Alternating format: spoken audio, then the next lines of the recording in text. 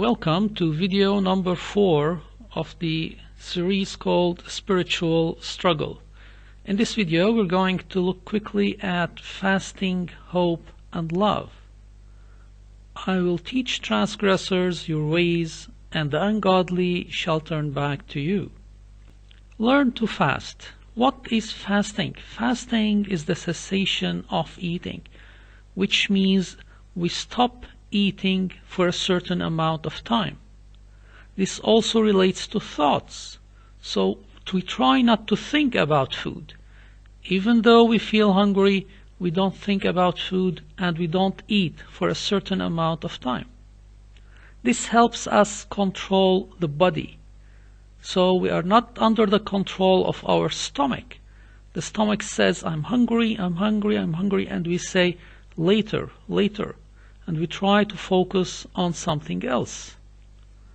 This helps us control the self. The self is the lower part of our spirit, which desires earthly things. This means the self seeks passions, and we are trying to control the passions. We want to develop virtues, such as fasting and prayer and love and hope and other ones.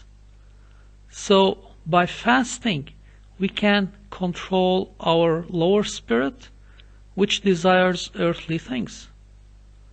How do we fast? We can start by skipping unnecessary things. This is how we learn to fast. So we skip ice cream, we skip chocolate, we skip listening to songs, for example. We skip what causes us anger, such as the news or certain places that cause us anger, or some people that make us angry. We try to avoid them at the beginning, but then we have to think about this. How can we deal with those people without getting angry? So fasting gives us a chance to think of that. We can skip the breakfast meal.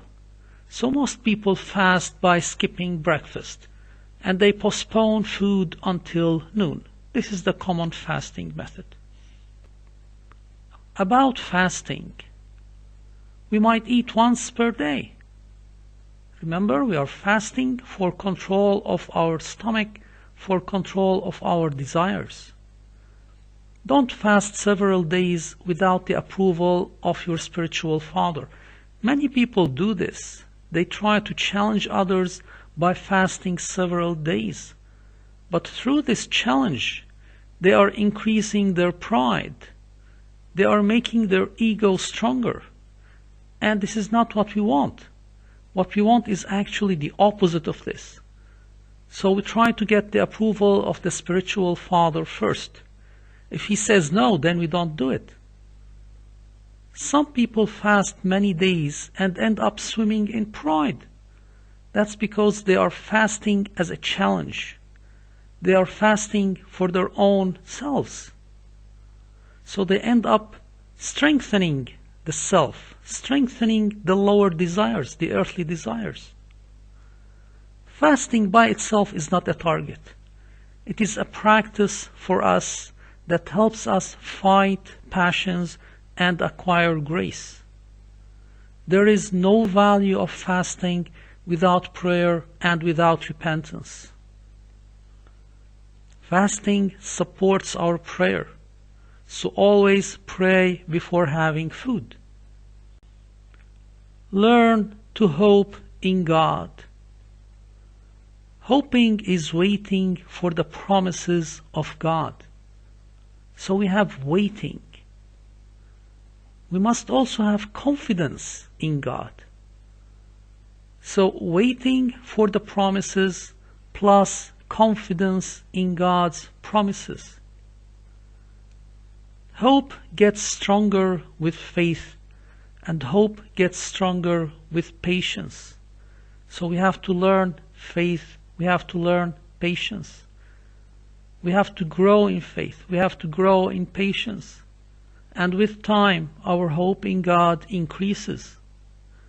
Remember that all of this takes time. It's not an on-off switch. Hoping takes time. Faith takes time. Learning to be patient takes time. Hoping in God eliminates worrying and despair. We learn that God controls everything, so we simply stop worrying about things. How do we learn that? We start by reading the Bible, trying to understand what is happening there. How is God controlling everything? We learn about the promises of God from the Bible, from the epistles. We have to learn to trust God and trust His mercy and His love for us. How do we learn to love according to the Bible? Love is about being compassionate. It's about caring about others. This is what love is. It's about wishing them well. This is how we test ourselves. What is our response to people? Do we wish them well? Do we care about them? Then we know that we have love. We should be happy that people are advancing. When something good happens to them, we should be happy for them. And we should always wish them well. We are also very happy when they advance spiritually, when they learn how to fight the passions, when they learn how to acquire virtues. Saint Paisios the Athonite has some nice words about love.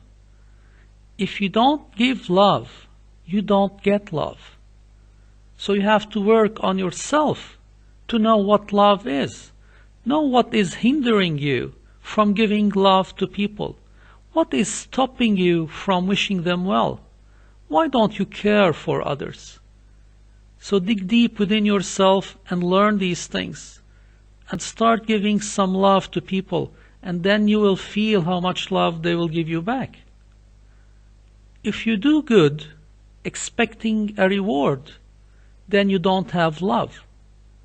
So why are you helping that neighbor? Are you expecting a reward from that?